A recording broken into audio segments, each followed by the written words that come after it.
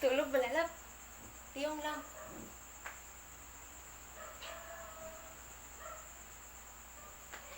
Magandang araw. Sige.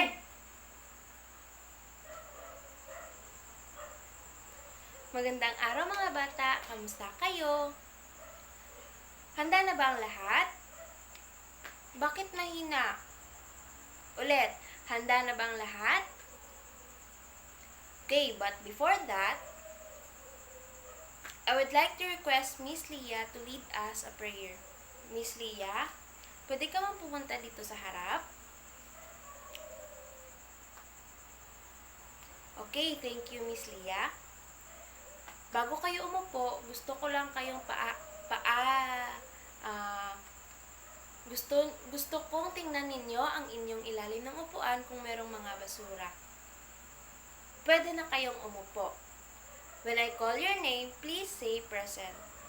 Mr. Ramon, Miss Leah, Miss Ariane, Miss Marcia, and Mr. Popoy.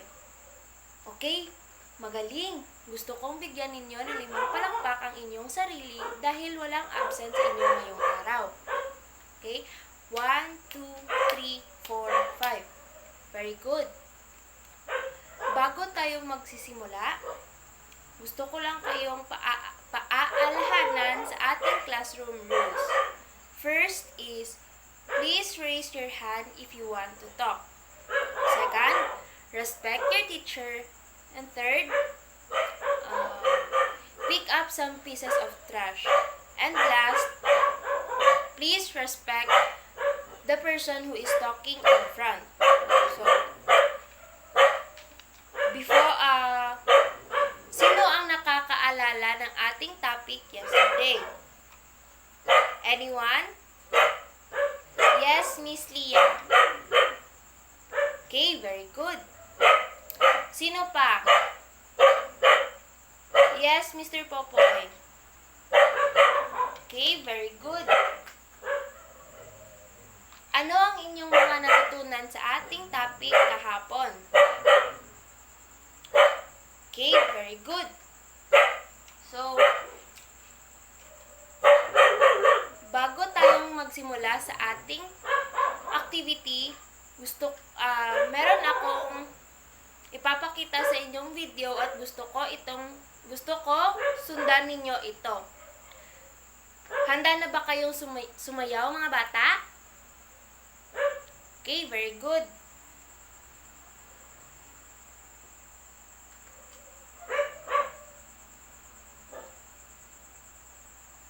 Ang title ng ating sasayawin ngayon ay Roll Your Hands. Gusto ko kayong lahat ay mag-cooperate sa sayaw na to. Okay, let's start.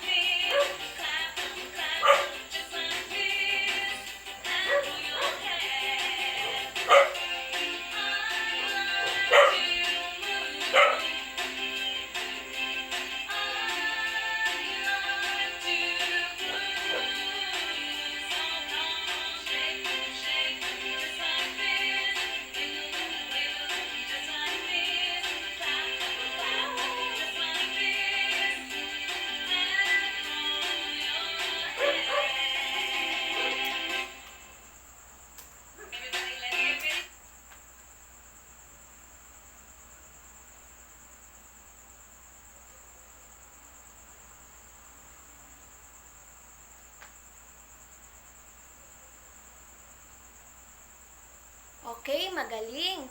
Dahil kayo ay nag-cooperate, bigyan ninyo ng inyong sarili ng angel clap. Alam nyo ba kung anong angel clap? Okay. Sundan nyo lang ako. 1, 2, whoop, whoop. 1, 2, whoop, whoop. Woo. So, let's proceed to our activity.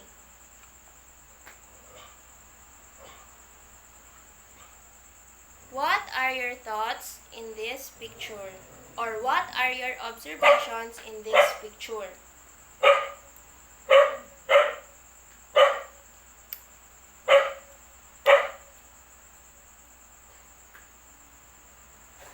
Okay? I would like to ask you a question about your observations in this photo, and please raise your hand if you want to answer. So, number 1 question, did they enjoy flying a kite? Yes, Mr. Ramon, you want to answer? Okay, very good. Please give Mr. Ramon a 2 claps and 1 stamp. Ready? Go! 1, 2. Very good. Next question. What motivated them to fly a kite? Yes, Miss Leah. Okay, very good. Please give Miss Leah a barangay clap. Very good. Next question. What are the best weather to fly a kite? Yes, Miss Ariane. Okay, very good. So, before we will go to our next activity, I will divide the class into 4. I want you to observe 6 photos and share your ideas and thoughts with your groups. I will give you 10 minutes, and after that I will pick one representative in each group to present your output in front. Okay ba yon? Okay, very good. So, this will be the group 1, group 2, group 3, and group 4. So, let's proceed to our next activity. What is this photo? This photo is for number 1. Next photos are for number 2 and number 3.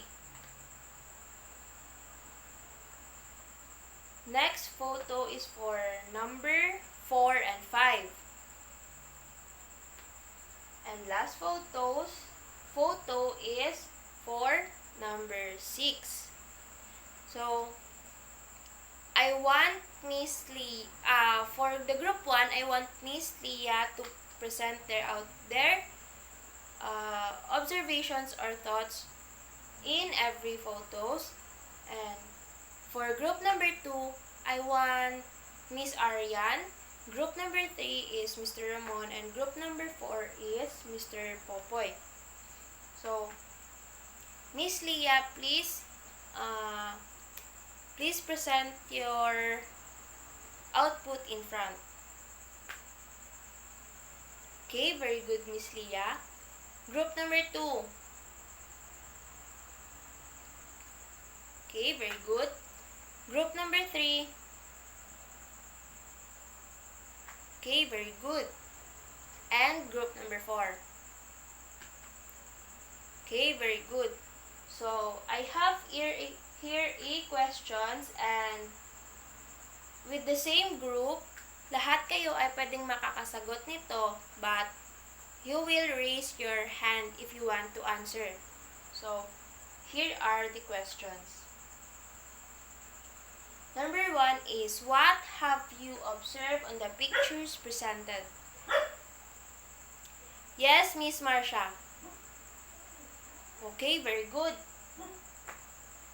Question number 2. Have you seen this in different places? Yes, Mr. Ramon. Okay, thank you. And for question number 3, what are the uses of these pictures presented? Okay, thank you.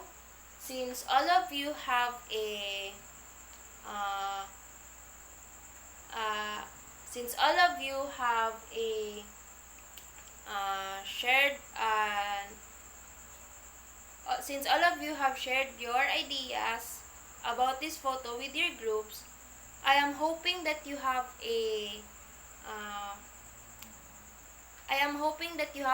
idea about our lesson for today. So, but before that, let us read first our objectives. At the end of the lesson, the student should be able to: first is identify the weather and the weather instruments. Second, label the weather instruments. And last, appreciate the uses of weather instruments. Excuse me. So, our lesson for today is all about weather and weather instruments. What is weather? Weather is the condition of the atmosphere at a particular place and time. It describes whether the atmosphere is hot or cold, wet or dry, calm or stormy, clear or cloudy, windy or still. So, what is weather instruments? A weather instrument is any device that measures weather-related conditions. Since there are a wide variety of weather conditions that can be measured, there is a large assortment of weather instruments available for many different purposes. First is an anemometer. This instrument is used to measure the speed of the wind. So this anemometer helps the people to measure the speed of the wind. As you can see, merong apat na bilog dito. If ang apat na bilog na yan is mabilis umikot, meaning ang ating hangin ay malakas. Pag yan naman ay mahinang umikot, ang ating hangin ay mahina. Next is thermometer. Is an instrument used to measure the temperature of the weather. So, meron akong tanong sa inyo, class. Where do we usually see or use the thermometer? Yes, of course, sa lagnat. Pero itong thermometer na to is ginagamit natin sa measurement. Ginagamit natin to measure the weather. Yung thermometer na to is malalaman natin kapag ang ating weather ay masyadong mainit at masyadong malamig. Kagaya na lang ngayon sa ating weather is sobrang init. Next is hygrometer. Instrument used to measure the water vapor in the air.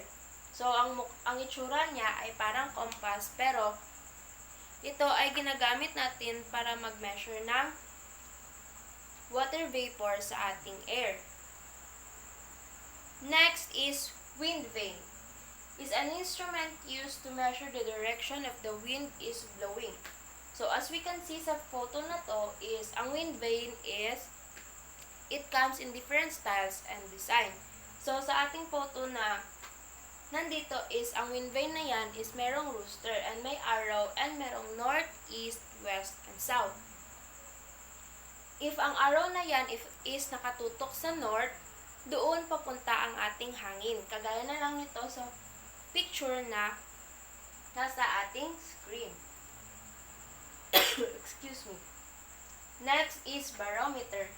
An instrument measuring atmospheric pressure used especially in forecasting the weather and determining altitude. Next is rain gauge. Instrument to measure the precipitating rain in a given amount of time per unit area. So, I think meron kayong natutunan sa aking lesson ngayong araw. Kunin ninyo ang inyong notebook at tayo ay magkakaroon ng quiz. So, for number 1, it is an instrument measuring atmospheric pressure used especially in forecasting the weather and determining altitude. A. Barometer. B. Wind vane. C. Rain gauge. D. Hygrometer. Number 2. It is an instrument used to measure the temperature of the weather. A. Barometer. B. Wind vane.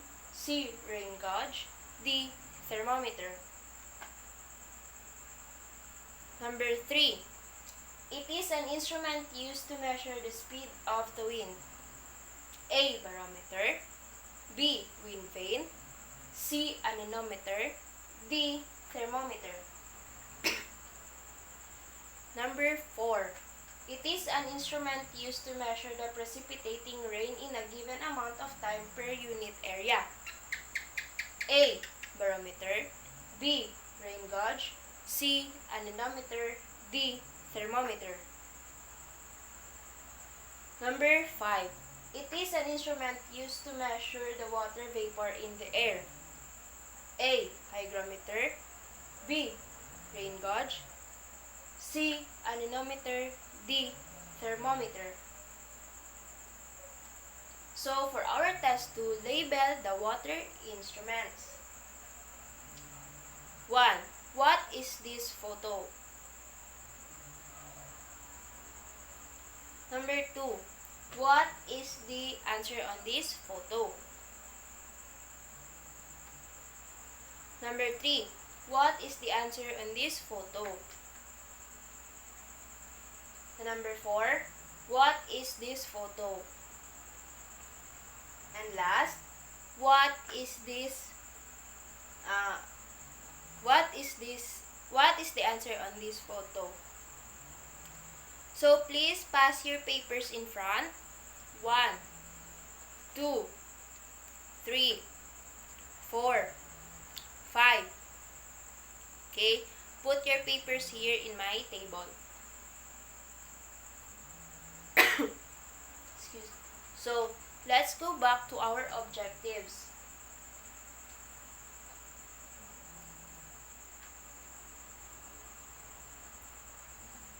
So, did we attain the identify the weather and the weather instruments?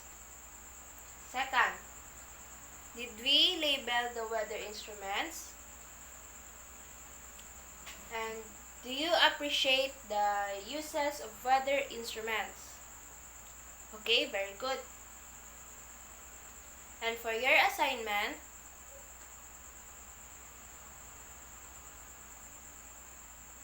I want you to bring the following tomorrow.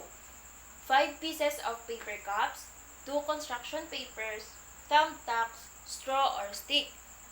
Excuse. Gusto kong dalhin ninyo ito bukas dahil tayo ay gagawa ng anemometer. So, bago tayo magpaalam sa isa't isa, gusto kong tingnan muna ninyo ang inyong sa ilalim ng inyong upuan kung meron bang mga basura. Kung meron man, pakitapon ito sa tamang basurahan. Okay, class? Goodbye, everyone!